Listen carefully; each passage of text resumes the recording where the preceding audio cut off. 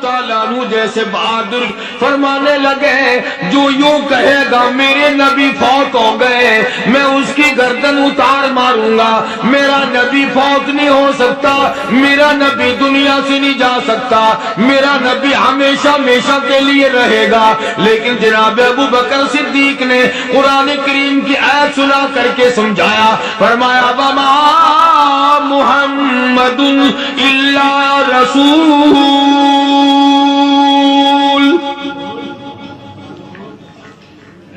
قد خلت من قبلہ الرسل۔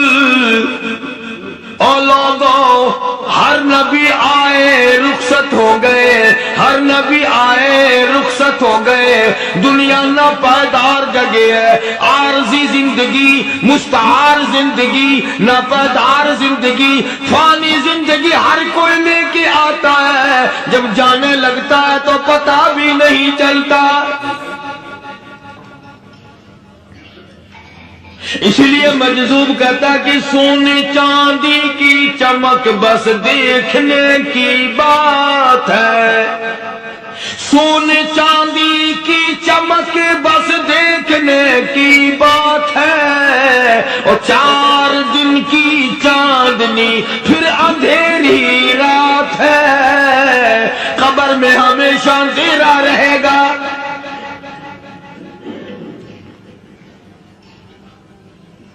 صحابہ اکرام نے وہ صدمہ دیکھا، وہ پریشانی دیکھی، کائنات میں کسی نے نہیں دیکھی۔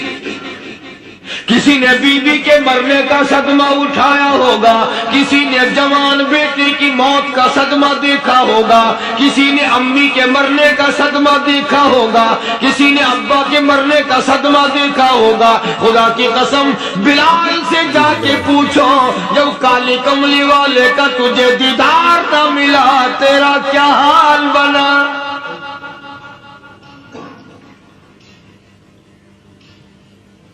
صحابہ اکرام نے وہ عشق نبھایا، کمال کر دیا۔ بڑے سے بڑی مصیبت آئی، اسلام کا سودا نہیں، ایمان کا سودا نہیں، دنیا کی طرف آئے ہی نہیں۔ کون ان حضرات کا مقابلہ کرے گا؟ کئی لوگ کہہ دیتے ہیں جی صحابہ انسان تھے، ان سے بھی غلطی ہو، میں ٹھیک ہے، میں کہتا ہوں تھے تو انسان، پر یہ دیکھو شاگرد کس کے ہیں۔ صحابہ ہیں تو انسان، پر یہ اندازہ لگاؤ مرید کس کے ہیں۔ صحابہ ہیں تو انسان، پر یہ سوچو کہ یہ مقتدی کس کے ہیں۔ صحابہ ہے تو انسان، پر یہ دیکھو صحابہ اگر سپاہی ہے تو کالی کملی والا کمانڈر ان چیف ہے۔ براہ راست محمد عربی صلی اللہ علیہ وسلم کے صحابہ شاگرد ہیں، صحابہ حضور کے مرید ہیں، صحابہ حضور کے مقتدی ہیں، صحابہ حضور کی فوج کے سپاہی ہیں۔ ایک ایک نے کمال کر دیا۔ جناب ابو بکر صدیق رضی اللہ تعالیٰ عنہ فرماتے ہیں میں اچانک محلے میں جا نکلا۔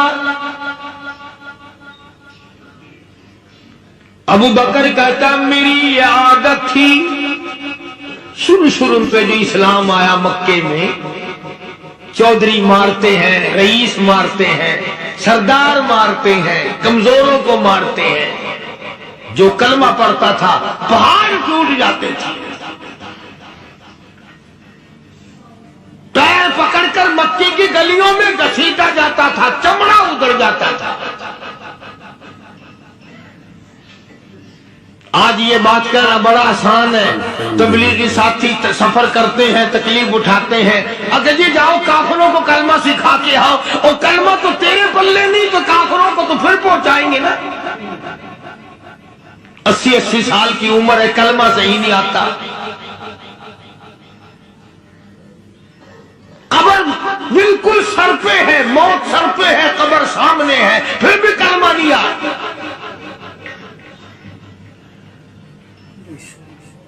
اور میں تو کئی مرتبہ کہا کرتا ہوں کہ یہ بھی فکر کیا کرو کہ اس نبی کی ذات پر تم درود پاک پڑھتے ہو صلی اللہ علیہ وسلم، جس کی ذات پہ خود خدا درود بھیجتا ہے، فرشتے بھیجتے ہیں، ہزاروں بار مجھ کو عنبر سے منہ دھو کر کے اگر درود پڑھو تو ڈرنا چاہیے بے ادبی نہ ہو جائے، تو غلط ہو درود پڑھتا نبی کی ذات پہ۔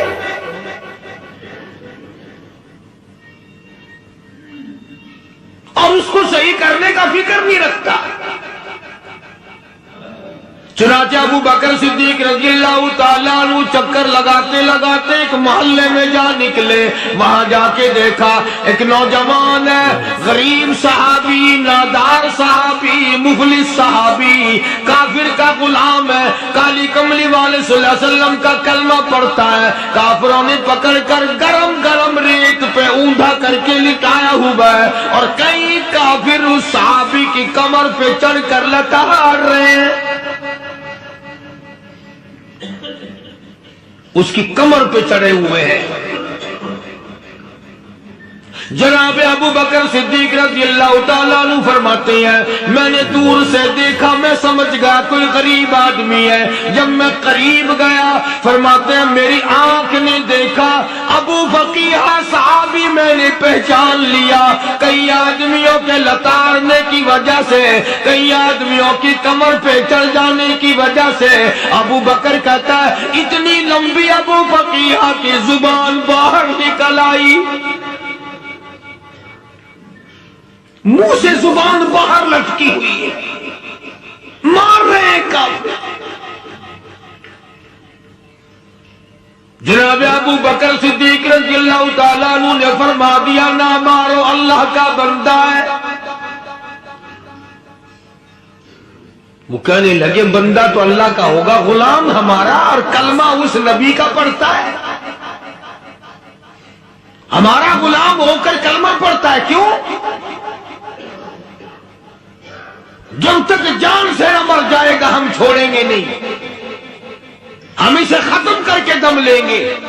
اس نبی کا کلمہ پڑھتا ہے، ہمارے سامنے پڑھتا ہے۔ جناب ابو بکر صدیق رضی اللہ تعالیٰ عنہ نے منع کر دیا، منع کرنے میں اور زیادہ مچر گئے، اور زیادہ خرمستی کرنے لگے۔ ابو بکر فرماتے ہیں میں بالکل قریب کھڑا تھا، ظالموں نے ابو فقیہ کی پسلیوں پہ، کمر پہ چھلانگیں لگانی شروع کر دی۔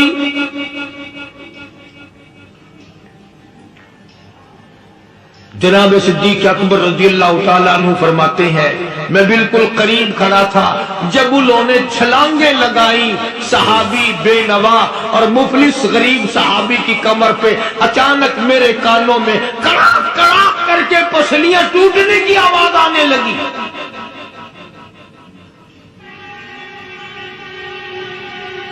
میرے سے برداشت نہ ہوا، میں برداشت نہ کر سکا۔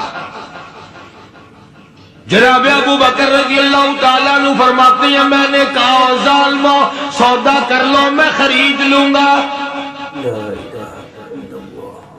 انہوں نے جو منہ مانگے دام مانگے، جناب ابو بکر صدیق رضی اللہ تعالیٰ عنہ نے وہ دام دے دیے، پیسے دے دیے۔ ہاں ہاں، غریب کی ہمدردی کی، مظلوم کی ہمدردی کی۔ آج ہمارے پاس جو پیسہ ہے وہ کنجری پہ خرچ ہو سکتا ہے، بدماشی پہ خرچ ہو سکتا ہے، ٹیپ ٹلو اور فیشن پہ خرچ ہو سکتا ہے، اللہ کے دین پہ خرچ کرنے کی ہمیں توفیق نہیں۔ سارے سال کی کمائی کا حساب لگائیں کہ ہم نے کتنا اپنے بیوی بچوں پہ خرچ کیا، کتنا اللہ اور اس کے رسول اور اللہ کے قرآن پہ خرچ کیا۔ 100-2% بھی نہیں بنتا۔ جناب ابو بکر رضی اللہ تعالیٰ عنہ نے ابو فقیہ رضی اللہ تعالیٰ عنہ کو خرید لیا، کافروں کے نیچے سے نکال لیا، کپڑے جھاڑے، زخموں پہ مرہم پٹی کی۔ ابو بکر دوڑے دوڑے پانی کا پیالہ لے آئے اور فرمانے لگے ابو فقیہ تجھے بڑی مار پڑی ہے، بڑی تکلیف پہنچی ہے، میں نے تیری زبان باہر لٹکی ہوئی دیکھی، نکلی ہوئی دیکھی، خشکی آ گئی ہوگی، زبان پہ کانٹے جم گئے ہوں گے، تھوڑا سا پانی پی لے۔ ابو بقیہ کہتا ابو بکر تیرے احسان کا بدلہ خدا دے گا، تیری مہربانیوں کا بدلہ خدا دے گا، میں نہیں دے سکتا، تو نے پیسے خرچ کر کے مجھے آزاد کرایا، میں تجھے دعا دے سکتا ہوں، میں غریب ہوں، میں لادار ہوں، میں مفلس ہوں، میں مسکین ہوں، اور ابو بکر تنگ نہ کر، میں پانی پی نہیں سکتا۔ کیا بات ہے، کیوں پانی نہیں پی سکتا؟ کہنے لگا ابو بکر تجھے کیا معلوم ہے، جن کی وجہ سے میری پسلیاں توڑ دی گئی، جن کی وجہ سے مجھے مارا گیا، جن کی وجہ سے مجھے لتاڑا گیا، جن کی وجہ سے میری پسلیاں توڑی گئی، جن کی وجہ سے میرا یہ حال کیا گیا، جب تک میں آقا کا دیدار نہ کر لوں میں پانی کی بوند پی نہیں سکتا۔ مجھے پہلے شربت دیدار پینا ہے، میں نے سرکار مدینہ صلی اللہ علیہ وسلم کی زیارت پہلے کروں گا، پانی بعد میں پیوں گا۔ او ابو بقیہ تجھے تو بڑی سخت مار پڑی ہے، تجھے تو بڑی تکلیف پہنچائی گئی ہے، میں تجھے حضور کے دربار میں لے کے چلوں گا، تو پانی تو پی لے۔ کہتا کوئی مجنون بتاتا ہے، کوئی کہتا ہے دیوانہ، کوئی مجنون بتاتا ہے، کوئی کہتا ہے دیوانہ، یہ تو مرض عشق احمد کا ہوا بیمار میں بھی ہوں۔ اور ابو بکر تجھے کیا معلوم ہے، مجھے عشق لگا ہوا ہے، مجھے سوز و خداگ لگی ہوئی ہے، میں اپنے دل میں کسی کو بسائے بیٹھا ہوں، جب تک اس آقا کا دیدار نہ کر لوں مجھے چین نہیں آئے گا۔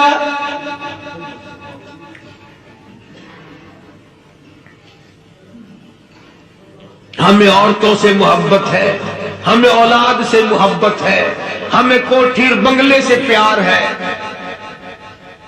ہمیں روپے سے پیار ہے، ہمیں بڑی جاہ و حشم سے پیار ہے، اور خدا اور اس کے رسول سے پیار کرنے والے لوگ مدینے کی قبرستان میں سو گئے، قرآن سے پیار کرنے والے لوگ حضور کے درباری لوگ وہیں سو گئے۔ اندازہ لگاؤ، کوئی مار کھا کے اپنے ماں باپ کے پاس جائے گا، کوئی بھائی برادری میں جائے گا، کوئی تھانے میں رپورٹ لکھوانے جائے گا، کوئی اسپتال میں سرٹیفکیٹ لینے جائے گا، کوئی ڈاکٹری کرانے جائے گا۔ ابو بقیہ تم کتنے خوش نصیب ہو، امام الانبیاء کے دربار میں چلے ہو۔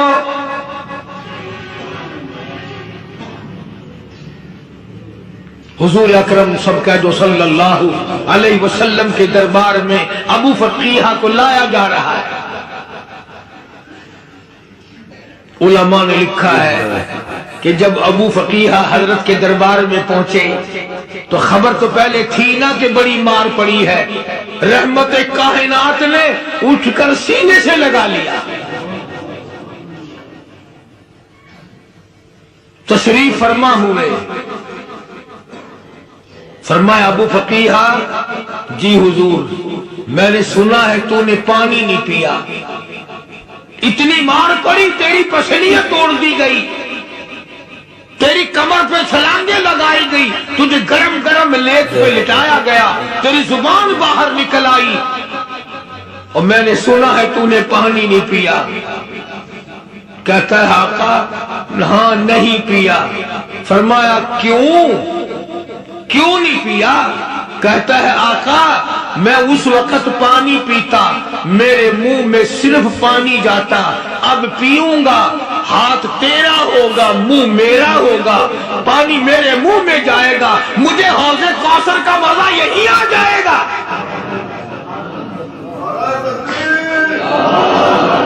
مجھے لطف آئے گا محمد عربی صلی اللہ علیہ وسلم کے ہاتھ سے پانی پینے کا۔ علماء نے لکھا ہے کہ حضرت نے جب اپنے رحمت والے ہاتھ سے وہ انگلی چاند کو اشارہ کیا، جگر پھٹ کر ٹکڑے ہو گئے۔ وہ انگلی اشارہ کیا، سورج واپس ہو گیا، وہ انگلی درخت اپنی جڑیں چھوڑ کر پیغمبر کے قدموں میں آ گئے، وہ انگلی جن میں کنکر پہاڑ کے لیے تو کلمہ پڑھنا شروع کر دیا، وہ انگلی اونٹ کی طرف کی تو بول پڑا، وہ انگلی چڑیاں سامنے آئی تو انہوں نے شکایت کر دی، وہ انگلی جن کو دیکھ کر کے بیت اللہ پھر گیا۔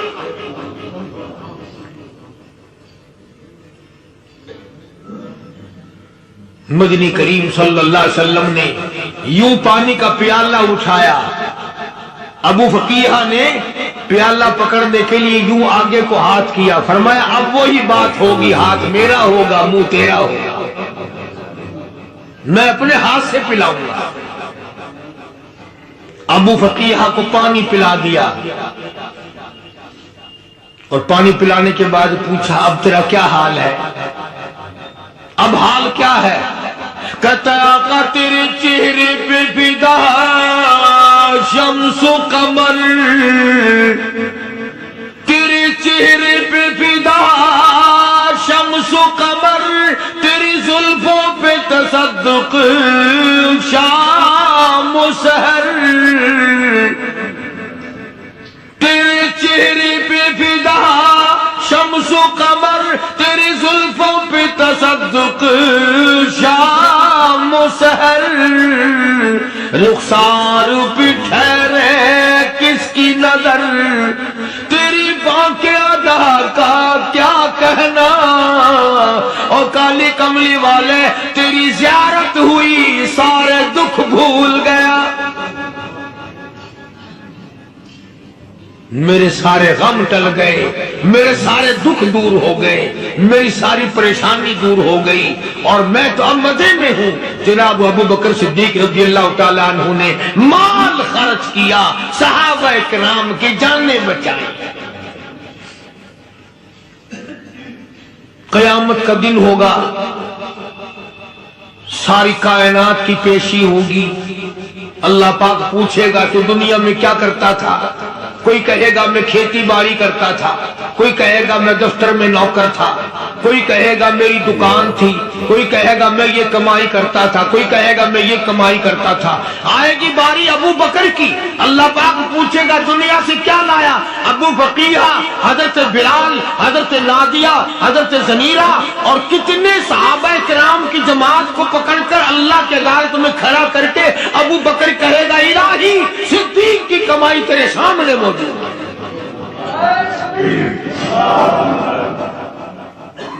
مبارک ہے یہ لوگ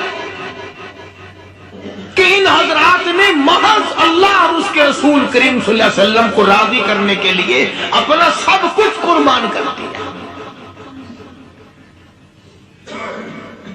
اور خود رسول کریم صلی اللہ علیہ وسلم نے ان کو ایسی تعلیم دی، ایسے اخلاق دیے کہ حد ہو گئی۔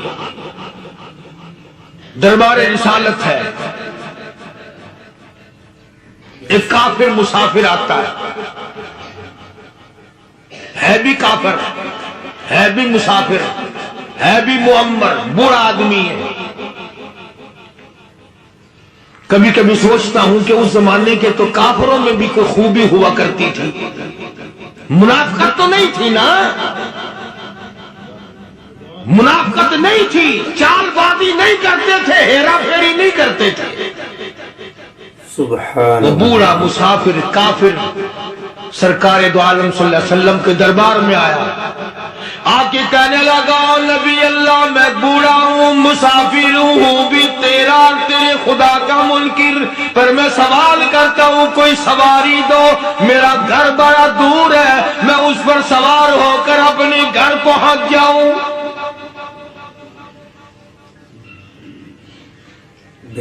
حالانکہ مسلمانوں کے پاس سواریاں کہاں تھیں، خود تنگی میں تھے، وطن چھوڑ کے آئے، قربانیاں دے کے آئے، پتے چباتے ہوئے آئے، پانی پورا رج کے پینے کے لیے پانی نہیں ملتا، اور حضور کریم صلی اللہ علیہ وسلم کو پتا تھا کہ یہ سوال کرنے والا ہمارے عقیدے کا نہیں، رحمتی کائنات کا دریائے کرم جو اس میں آیا، صحابہ کرام کی طرف خطاب کر کے فرمایا کون ہے جو آج میں محمد الرسول اللہ صلی اللہ علیہ وسلم کو سواری دے؟ کون ہے جو آج مجھے سواری دے؟ میں جنت میں اعلیٰ درجے کی سواری کا وعدہ کرتا ہوں۔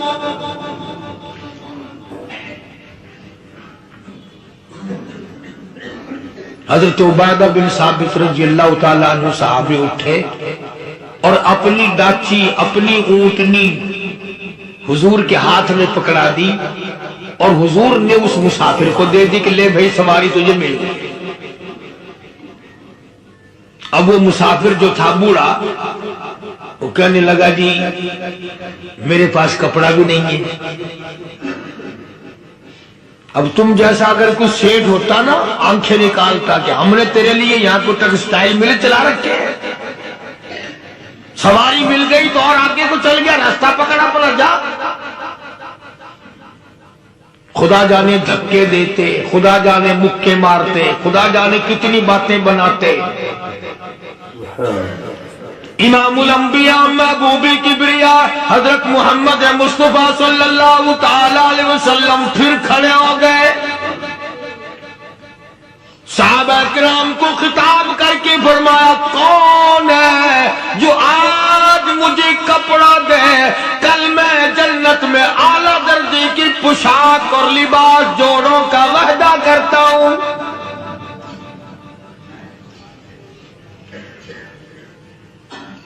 ایک صحابی نے اپنا کپڑا اتار کر حضور کے ہاتھ میں دے دیا صلی اللہ علیہ وسلم، یعنی ان کو کتنا یقین ہے حضور کی زبان پہ۔ سودا جنت کا ہو رہا ہے، زبان ہے کالی کملی والے کی، سودا ہو رہا ہے جنت کا۔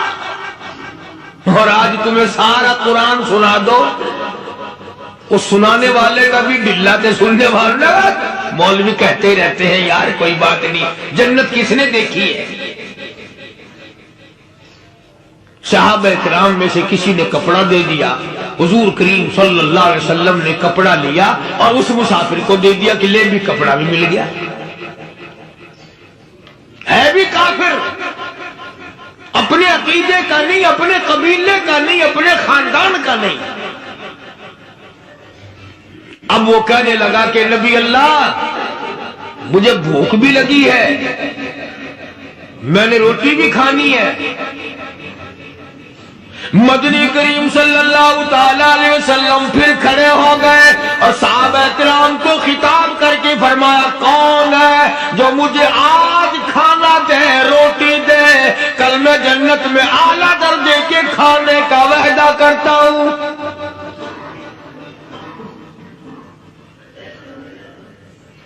اس سوال کا جواب پورے مجمع میں سے نہ ملا۔ یوں لکھا علماء نے 300 صحابہ کا مجمع بیٹھا ہوا تھا۔ فاقہ ہو 300 صحابہ کا بھی فاقہ، کالی کملی والے کا بھی فاقہ۔ 3 دن سے کچھ نہیں کھایا، کچھ نہیں ملا، کوئی جواب نہ ملا۔ صحابہ کرام کی جماعت خاموش رہ گئی۔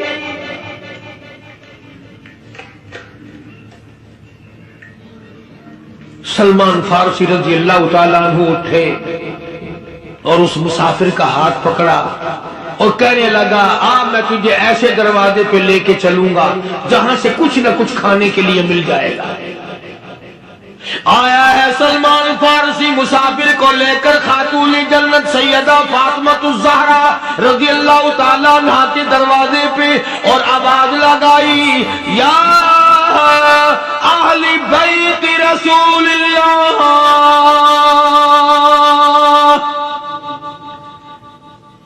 انطعموا فی سبیل اللہ،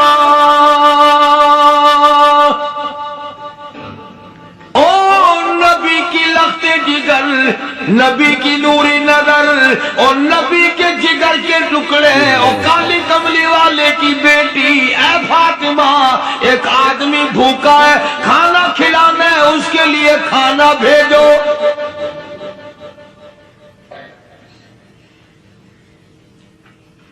اندر سے آواز آتی ہے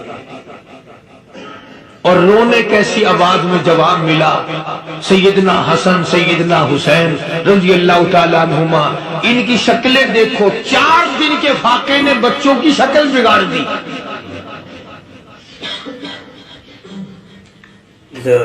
پیغمبر کے نواسوں کا فاقہ، پیغمبر کا نواسا، پیغمبر کی بیٹی کا فاقہ، تمام مسلمان فاقے سے ہیں، کوئی گلہ نہیں کرتا، کوئی شکایت نہیں کرتا، کوئی اعتراض نہیں کرتا۔ اسی حالت میں اگر جنگ بھی ہو جائے تو صحابہ پھر بھی پیچھے رہنے کو تیار ہیں۔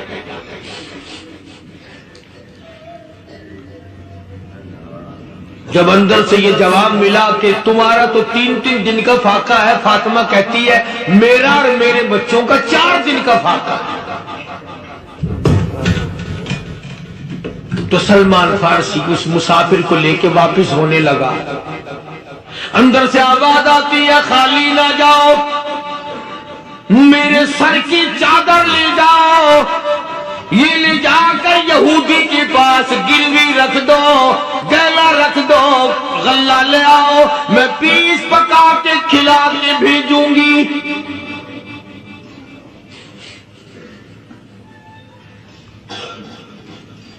کہاں آج ایسے سخی عورت ہے، کہاں ایسے سخی مرد ہیں؟ مسافر کو کون کھلائے، دین پر خرچ کون کرے؟ کسی طالب علموں کو، عام میں سے اکثریت ایسے لوگوں کی ہے جنہوں نے ساری عمر میں، سارے سال میں کبھی ایک قرآن پڑھنے والے طالب علم کو روٹی نہیں کھلائی، اور پھر یہ کبھی نہیں سوچا کہ میں آخر کما رہا ہوں تو کیا کر رہا ہوں۔ بس شیطان یوں کہہ دیتا ہے یہ تو بڑے بڑے امیروں کا کام ہے، تو غریب آدمی ہے، تیرے بس کا یہ کہاں کام ہے؟ یہ تو بڑے بڑے امیروں کا کام ہے طالب علموں کو، مسافروں کو کھانا کھلانا۔ کل قیامت میں اگر اللہ نے یہ فرما دیا کہ جنت تو میں نے امیروں کے لیے بنائی ہے، تو مزدور ہے، بھاگ یہاں سے، پھر کیا بنے گا؟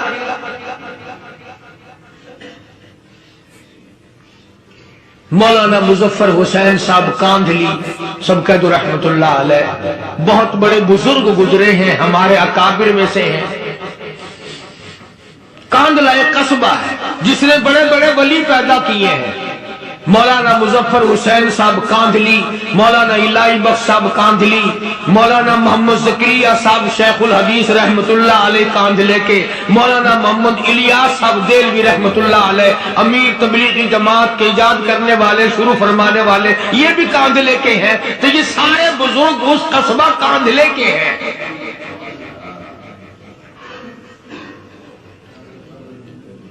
تو مولانا مظفر حسین پانی پت سے پیدل چل دیے اپنے کاندھلے کرانے کی طرف۔ راستے میں ایک بستی آئی،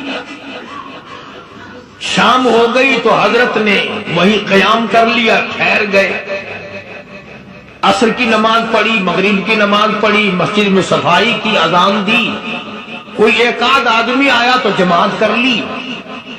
وہ جو آدمی آیا اس نے پوچھا مولانا آپ مسافر ہیں؟ کہ جی ہاں۔ کہ رات کو یہی رہو گے؟ کہ جی حضور۔ وہ آدمی 3 روٹیاں لے کر آیا اور مولانا نے وہ 3 روٹیاں کھا لی اور سو گئے۔ تو مولانا فرماتے ہیں کہ مجھے اس رات میں حضور اکرم صلی اللہ علیہ وسلم کا 3 مرتبہ دیدار مل گیا۔ 3 مرتبہ حضور کی مجھے زیارت ملی۔ مولانا فرماتے ہیں میں تو اگلے دن بھی وہاں ٹھہر گیا کہ یہ جگہ چھوڑنے کی ہے، جہاں اتنی بڑی دولت ملے یہاں تو ساری عمر پڑا رہے آدمی۔ تو حضرت فرماتے ہیں کہ اگلے دن وہی مسافر، مولانا مسافر ہے، وہی آدمی ہے، 2 روٹیاں لے کر آیا اور مولانا فرماتے ہیں میں نے 2 روٹیاں کھا لی تو اس رات کو مجھے 2 مرتبہ حضور صلی اللہ علیہ وسلم کا دیدار ملا۔ میں تیسرے دن بھی وہی ٹھہر گیا۔ تیسرے دن شام کو وہی آدمی ایک روٹی لے کر آیا اور میں نے وہ روٹی کھا لی تو اس رات کو حضور کریم صلی اللہ علیہ وسلم کی ایک مرتبہ زیارت ہوئی، ایک مرتبہ دیدار ملا۔ تو مولانا فرماتے ہیں میری سمجھ میں یہ بات بیٹھ گئی کہ یہ نہ تو جگہ کی برکت نہ بستی کی برکت، یہ تو اس کی روٹیوں کی برکت ہے۔ تین کھائی تو 3 مرتبہ دیدار ہوا، 2 کھائی تو 2 مرتبہ دیدار ہوا، ایک کھائی تو 1 مرتبہ، یہ تو اس کی روٹی کی کرامت ہے۔ تو وہی آدمی جو روٹی لانے والا تھا وہ کہنے لگا مولانا کل آپ تشریف لے گا یہاں نہ ٹھہرو۔ تو حضرت فرماتے ہیں میں نے کہا کیوں بھائی، مجھے تو ایسی دولت مل رہی ہے میں یہی پڑھا رہا ہوں۔ وہ کہنے لگا اللہ والے آپ کو پتہ نہیں پرسوں میں مزدوری کر کے اتنا ہی آٹا لایا تھا کہ 3 روٹیاں بنی، اتنا ہی آٹا بنا تھا 3 روٹیاں بنی، میں اپنے نام کی روٹی اٹھا کے چل دیا۔ میری بیوی نے پوچھا کہاں؟ میں نے بتایا مسجد میں ایک اللہ والا مسافر ہے۔ وہ کہنے لگی میں بھی فاقہ کر لوں گی، میرے نام کی روٹی بھی اس مسافر کے لیے لے جا۔ کہتا میں نے دونوں اٹھا لی، تیسری روٹی ایک بچہ ہمارا اس کے لیے چھوڑ دی۔ وہ بچہ کہنے لگا اچھا ماں باپ جنت میں جائیں بیٹا کدھر رہے گا، میں بھی فاقہ کروں گا، میرے نام کی بھی لے جا۔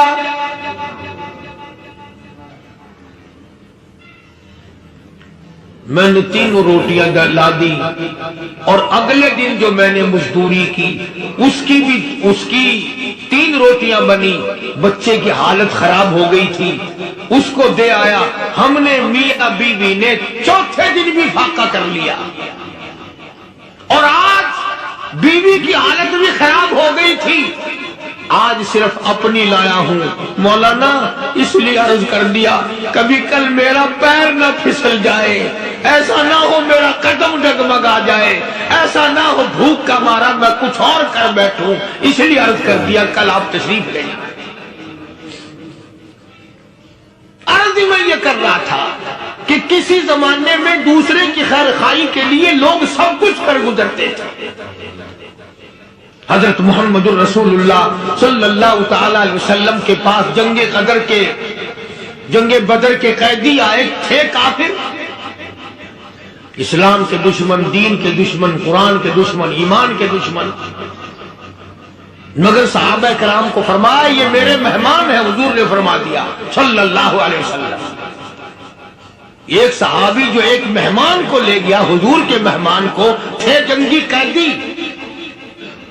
علماء کرام نے لکھا صحابی کے گھر میں کھانا تھوڑا تھا، اس کافر کو تو کھانا دے دیا، آپ اس کے پاس بیٹھ کر درخت کے پتے چبا لیے۔ دوسرا دن آیا پھر ایسا ہی کیا، اس حضور کے مہمان جنگ بدر کے قیدی کافر کو کھانا کھلایا، خود درخت کے پتے چبا لیے۔ تیسرا دن آیا وہ جنگی کافر کہنے لگا، قیدی کہنے لگا آج پہلے کلمہ پڑھا پھر روٹی کھلا۔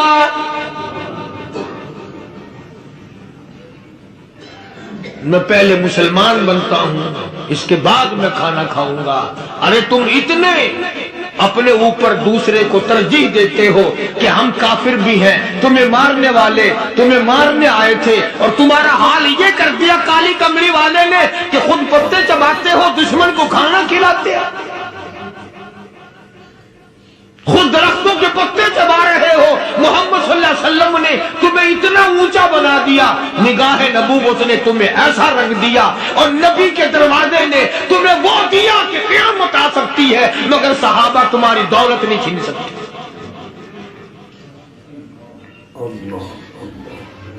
تو فاطمہ الزہرا رضی اللہ تعالی عنہا نے سر کی چادر اتار کر دے دی سلمان فارسی کو کہ یہ لے جا، یہودی کے پاس جا کے گروی رکھ دے، دانا غلہ لے آ، میں پیس پکا کے کھلا کے بھیج دوں۔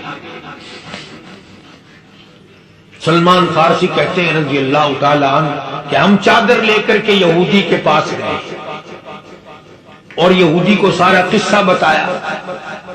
اس یہودی نے چادر لے کر رکھ لی اور غلہ تولنے لگا دینے کے لیے تو رو رہا تھا. ہم نے پوچھا تجھے کیا ہوا, تو کیوں رویا؟ کہنے لگا مسلمانوں ہماری توریت میں واقعہ موجود ہے, قصہ موجود ہے.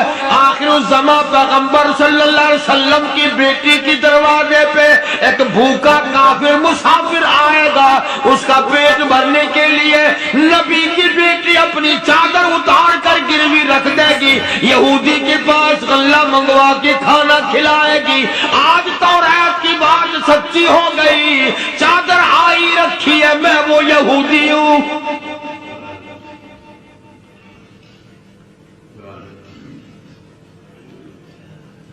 اور غلہ تول کر دے دیا.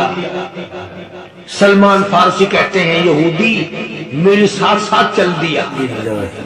خاتون جنت سیدہ فاطمہ الزہرا رضی اللہ تعالی عنہا کے دروازے پہ آیا اور جب ہم نے غلہ دے دیا, چادر بھی اندر یہودی نے پہنچا دی کہ میں چادر بھی واپس دینے آیا ہوں. اور سلمان کو کہنے لگا اب دیر نہ لگا, دیر نہ کر. کیوں؟ میری توریت نے تصدیق کر دی کہ یہ نبی برحق ہے. اب ایسا نہ ہو میرا دم نکل جائے, میں کفر پہ مر جاؤں. جلدی کر, مجھے سرکار کے دربار میں لے چل, میں مسلمان بنتا. اور اسی کو جا کے کہنے لگا تیری صورت, تیری سیرت, تیرا نقشہ, تیرا جلوہ, تیری صورت, تیری سیرت, تیرا نقشہ, تیرا جلوہ, تبسم گفتگو بندہ نوازی, خندہ پیشانی, او کالی کملی والے میرا دل ہو, تیرا گھر ہو, تیرا در ہو, میرا سر ہو. تمنا مختصر سی ہے مگر تمہید فلانی. یہودی نے ضد نہیں کی. آج کا مسلمان کہلانے والا ضد کرتا ہے, ضد میں مارا جاتا ہے. آئے ہم یوں ہیں, یہ یوں ہے. وہ یہودی اچھا نکلا, ذرا سی بات اس کے سامنے آئی فوراً سمجھ گیا, سرکار کے دربار میں جا کر غلامی قبول کر لی. بے شمار صحابہ کرام ہیں جنہوں نے اللہ کی راہ میں وہ دکھ اٹھائے, وہ پریشانیاں جھیلی. اللہ غنی مکہ مکرمہ میں سیدنا ابو جندل رضی اللہ تعالی عنہ صحابی ہے, ایمان قبول کر لیا, کلمہ پڑھ بیٹھا, بس کافروں کے لیے مشغلہ بن گیا, تماشا بن گیا. روزانہ مارتے ہیں.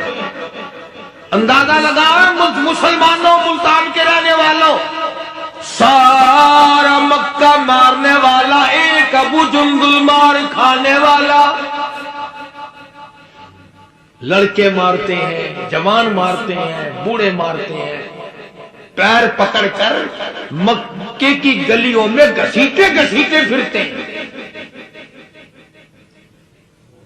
رحمت کائنات حضرت محمد رسول اللہ صلی اللہ تعالی علیہ وسلم عمرے کے لیے تشریف لائے ہیں.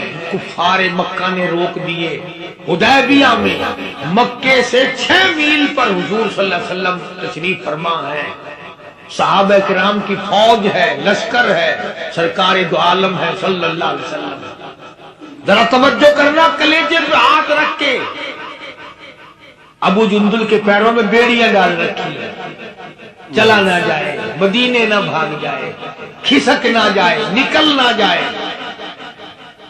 ابو جندل یہ آس لگا کر, یہ آرزو لگا کر مدینے کی طرف چلا جاؤں گا، مسلمان قریب آئے ہوئے ان میں شامل ہو جاؤں گا، میں بھی آزادی سے نماز پڑھوں گا، کالی کملی والے کا دیدار کیا کروں گا، میرے مصیبتوں کے دن ختم ہو جائیں گے، میری تکلیف کے دن ختم ہو جائیں گے، میری مصیبتیں ٹل جائیں گی، گرتا پڑتا پہاڑوں کے اوپر سے چڑھتا اترتا مدینے میں تنہا نکل جائیں گے اور گلیوں میں قصداً بھٹک جائیں گے، ہم وہاں جا کے واپس نہیں آئیں گے، ڈھونڈتے ڈھونڈتے لوگ تھک جائیں گے، جیسے ہی سبز گنبد نظر آئے گا، بندگی کا قرینہ بدل